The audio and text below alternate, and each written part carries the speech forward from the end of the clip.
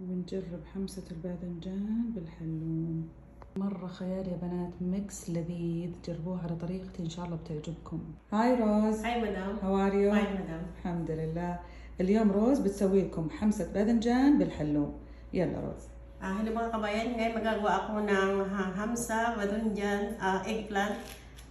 Ayan, naliti ko itong eggplant. Hiniwa ko siya ng cubes at piniride ko siya.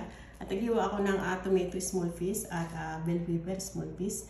At naliti ko na din itong grilled cheese. Ayan, gagamitin ko. At naliti ako ng salt, black powder at paprika powder. At naliti ko na din itong mango pickles. At itong olive oil gagamitin ko. Ayan, hiwain ko itong grilled cheese na mahaba siya, manipis. Hiwain ako sa pan ng olive oil at ilalagay ko itong grilled cheese. Gagawin ko lang siya ng little brown.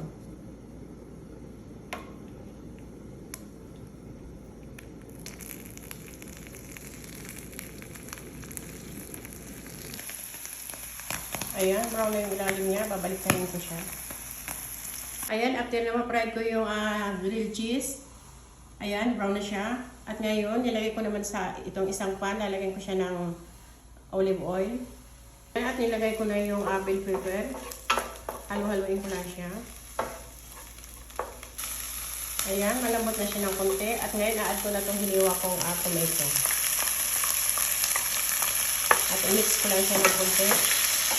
At add ko na rin itong spices. Ayan, at mix ko siya. I-add ko na itong mango pickles, 2 tablespoon.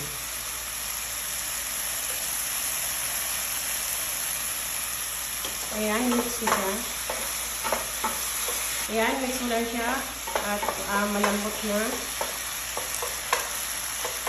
At ngayon, add ko na itong eggplant.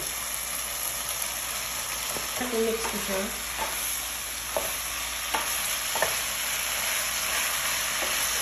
Ayan, luto na yung hamsa. At ngayon, i-fry ko na siya dito sa malinis na lagyan.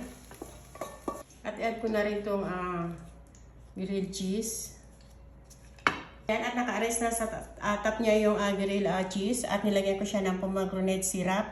Ayan, naka-arrest na siya and ready to serve and ready to eat.